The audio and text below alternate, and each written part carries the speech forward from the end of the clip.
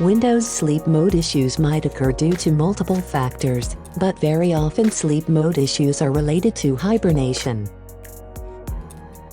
First, let's disable Hibernate feature.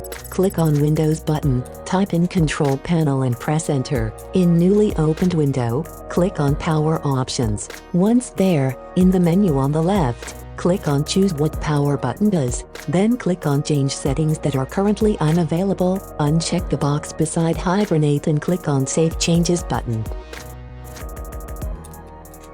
Now let's disable Hibernate function via Command Prompt.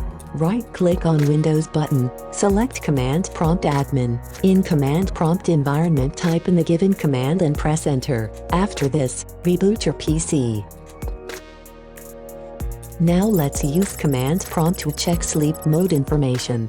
Right-click on Windows button, select Command Prompt Admin, type in the given commands one by one, each followed by pressing Enter key, to get the information on your computer's sleep mode status. Thank you for watching. Subscribe for more videos.